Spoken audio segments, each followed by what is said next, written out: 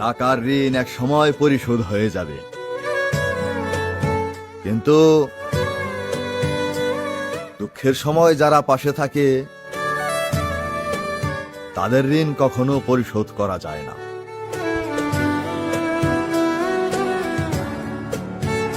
টাকার জন্য যখনই আপনি কারো কাছে মুখাপেক্ষী থাকবেন, তখনই সে সুযোগ পেলে আপনাকে দুইটা কথা শোনাই দেবে।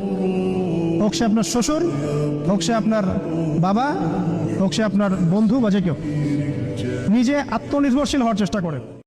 যদি আপনি একটা বিল্ডিং তোলেন, তবে পাশের বাড়ির মানুষ কেন, পুরো এলাকার মানুষ টেনশন করবে কিভাবে আপনি এটা তুলতেছেন, কেমনে কি করতেছেন। অথচ যখন আপনার মাটির ঘর ছিল, সেই ঘরে খাবার আছে কিনা আছে, গ্রাম তো দূরে থাক, পাশের বাসার মানুষটাও খোঁজ খবর নেয় নাই। তাই আপনাকে নিয়ে কে কে বললো, কে সমালোচনা করলো, সেটা ভেবে কি করবে। কেউ যদি আমাকে জিজ্ঞেস করে যে তোমার জীবনের শেষ বয়স হইলেও পূরণ করতে চাও এমন একটা স্বপ্নের কথা বলো, তাহলে আমি এক কথাই উত্তর দিব, একটা গরুর খামার করা। কারণ একবার কেউ যদি এই বোবা প্রাণীটার নেশায় পড়ে, সে কখনো নেশাটা ছাড়তে পারবে না। টাকা একদিন শেষ হয়ে যায়, কিন্তু মানুষের স্বভাব, মানুষের ব্যবহার, চরিত্র, সেটা তার নামের পাশে সারা জীবন থেকে যায়। একটা কথা বলি, ভবিষ্যৎ জানতে চাইেন না, বর্তমানটা নিয়ে ভাবেন। আপনার বর্তমান পদক্ষেপটা যদি সুন্দর হয়, তাহলে আশা করি ভবিষ্যৎটাও সুন্দর হবে।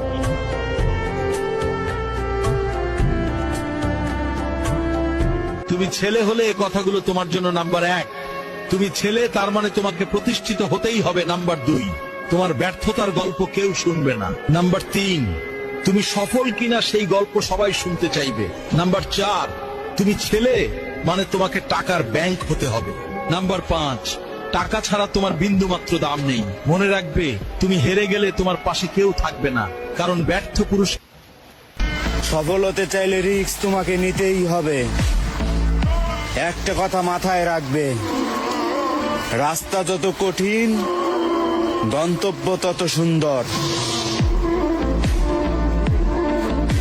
মানুষের পতন কখন হয় জানেন?